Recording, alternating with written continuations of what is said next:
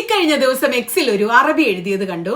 Iran Arab രാജ്യമായതുകൊണ്ടാണ് ഞാൻ ഇപ്പോഴും ചളിപ്പില്ലാതെ ഞാൻ അറബിയാണ് എന്ന് എനിക്ക് പറയാൻ കഴിയുന്നത്. കാരണം പലസ്തീന് വേണ്ടിയുള്ള അവരുടെ ഉറച്ച നിലപാട് തന്നെയാണ് കാരണം. ട്രൂ വേർഡ്സ് അല്ലെ.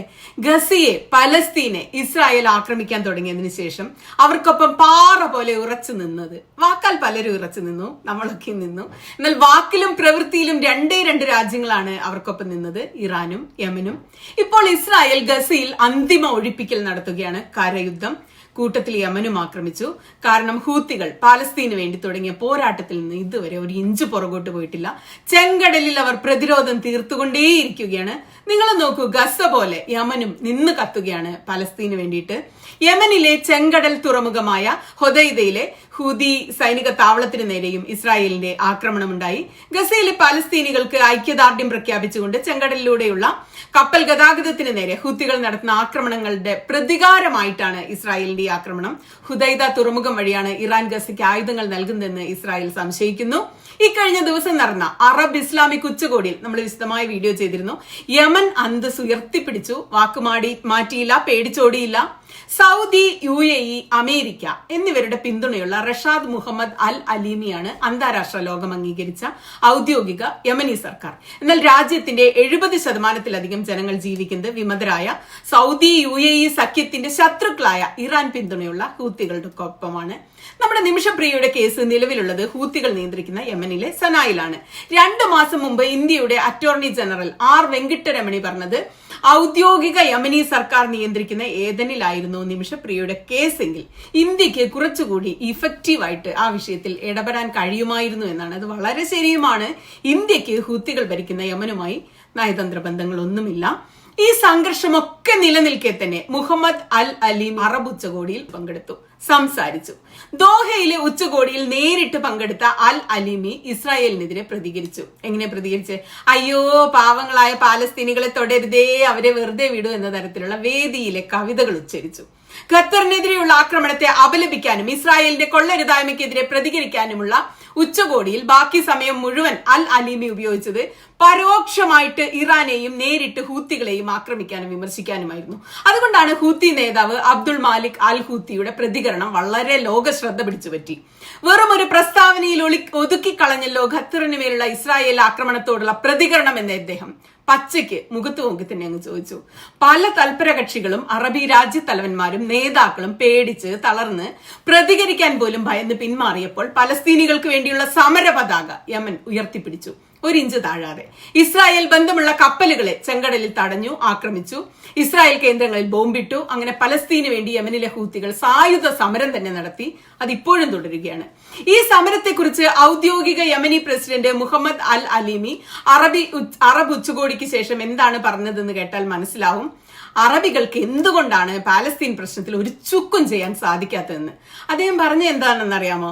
ചെങ്കടലിനെ സൈനികവൽക്കരിക്കുകയും യമനെ ഒരു നിഴൽ യുദ്ധഭൂമിയാക്കി മാറ്റുകയും ചെയ്ത ഹൂത്തികളുടെ വിവേകശൂന്യമായ ആക്രമണങ്ങൾക്ക് തിരിച്ചടിയായിട്ടാണ് ഇപ്പോൾ ഇസ്രായേൽ യമൻ ആക്രമിക്കുന്നതെന്നാണ്. ഇത് ഇസ്രായേലിനോടുള്ള അറബ് ലോകത്തിന്റെ പരോക്ഷ പിന്തുണയായിട്ടാണ് വ്യാഖ്യാനിക്കപ്പെടുന്നത്. അങ്ങനെയല്ലേ നിങ്ങൾക്ക് തോന്നുന്നു? അങ്ങനെ വ്യാഖ്യാനിക്കപ്പെട്ടില്ലെങ്കിലേ അത്ഭുതമുള്ളൂ.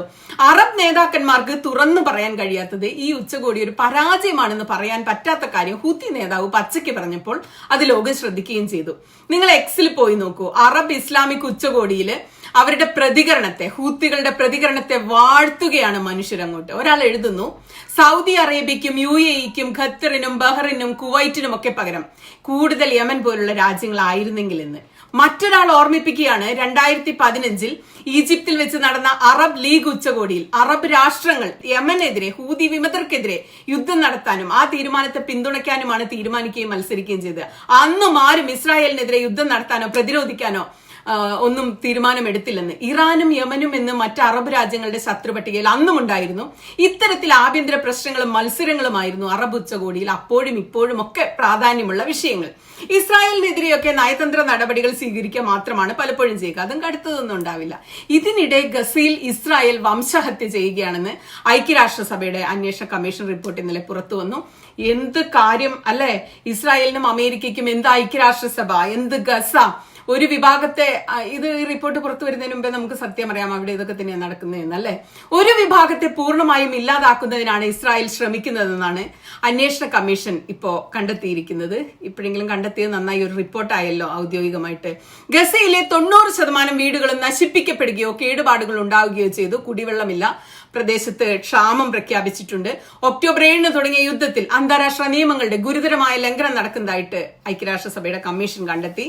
ഇസ്രായേൽ സുരക്ഷാ സേന ഗസയിൽ മനുഷ്യരാശിക്കെതിരായ കുറ്റകൃത്യങ്ങളും യുദ്ധക്കുറ്റങ്ങളും നടത്തുന്നതായി കമ്മീഷൻ വിലയിരുത്തി. ഓരോ വഴിപാടുകൾ എന്നേ പറയാൻ തോന്നുന്നു, അല്ല ഇതിലൊന്നും ഒരു നടപടിയും ഉണ്ടായിരുന്നില്ല. ഇവരുടെ റിപ്പോർട്ട് വന്നില്ലെങ്കിലും ഈ ലോകത്തുള്ള എല്ലാവർക്കും അറിയാം ഗസയിൽ നടക്കുന്നത് വംശഹത്യയാണെന്നല്ലേ. നിങ്ങൾക്ക് ആർക്കെങ്കിലും സംശയമുണ്ടോ ഗസയിൽ വംശഹത്യയാണ് നടക്കുന്നത് എന്ന കാര്യത്തിൽ? പറഞ്ഞു വന്നത് ഇസ്രായേൽ അന്തിമ യുദ്ധത്തിലേക്ക് കടന്നിരിക്കുന്നു. ഗസയെ ഒഴിപ്പിക്കുകയാണ് ലക്ഷ്യം. ആരും തടയാനില്ലാത്തതുകൊണ്ട് അവർക്കത് എളുപ്പം സാധ്യമാകുമായിരിക്കും എന്ന് കരുതുന്നു. ആകെയുള്ള പ്രതിരോധം യമൻ പോലെയുള്ള രാജ്യങ്ങളായതുകൊണ്ട് യമനിൽ അവർ പോയി ബോംബിട്ടു. യമൻ നിന്ന് കത്തുകയാണ് ഗസയ്ക്കൊപ്പം. ജീവിക്കാനാണെങ്കിലും മരിക്കാനാണെങ്കിലും ഗസയ്ക്കൊപ്പം എന്നതാണ് യമന്റെ ഹൂത്തികളുടെ നിലപാട്. ഗസയിൽ നിന്ന് ഇസ്രായേൽ പിൻവാങ്ങണമെന്ന അറബ് ഇസ്ലാമിക് ഉച്ചകോടിയുടെ കൂട്ടായ മുന്നറിയിപ്പുണ്ടായത് ഒരു ദിവസം മുമ്പാണ്. അതിന് പുല്ലുവില നൽകിക്കൊണ്ടാണ് ഇസ്രായേൽ ഇപ്പോൾ ഗസ കത്തിക്കുന്നത്. കൂട്ടത്തിൽ ഗസയ്ക്കൊപ്പം യമനും കത്തിക്കുന്നത്. ഗസയിൽ നിന്ന് പലസ്തീനികൾ കൂട്ടപ്പലായനം നടത്തുകയാണ്. ഗസ മുനമ്പിനുമേലുള്ള സമ്പൂർണ്ണ നടപടിയുടെ മാപ്പ് IDF ഇന്നലെ പുറത്തുവിട്ടിട്ടുണ്ട്. ആക്രമണം ഓരോ ദിവസം കഴിയുന്തോറും കടുത്തതാക്കുമെന്നും വിപുലീകരിക്കുമെന്നും കൂട്ടിക്കൊണ്ടുവരുമെന്നും ഫുൾ ചുട്ടുകരിക്കുമെന്നൊക്കെ ഇസ്രായേൽ സേന പറയുന്നു. ആക്രമണത്തെ നേരിടാൻ ബന്ദികളെ മനുഷ്യകവചമായി ഉപയോഗിക്കരുതെന്ന് ഹമാസിന് അമേരിക്ക മുന്നറിയിപ്പ് നൽകി. അപ്പോൾ ഇനിയുള്ള ദിവസങ്ങളിൽ കൂടുതൽ ചോരപ്പുഴകൾ ഒഴുകും. അവസാന കുഞ്ഞും മരിച്ചു വീഴും. ഗസയിൽ ആരുമില്ലാതാകും. ട്രംപ് നെതന്യാഹുവും കൂടി അവിടെ ട്രംപ് ടവർ പണിയുമായിരിക്കും. ഗസ വലിയ ടൂറിസ്റ്റ് കേന്ദ്രമായി മാറുമായിരിക്കും. കുഞ്ഞുങ്ങളുടെ ചോര കൊണ്ടും മാംസം കൊണ്ടും പണിയുന്ന ലോകത്തിലെ ആദ്യത്തെ ടൂറിസ്റ്റ് കേന്ദ്രമായി ഗസ മാറുമായിരിക്കും.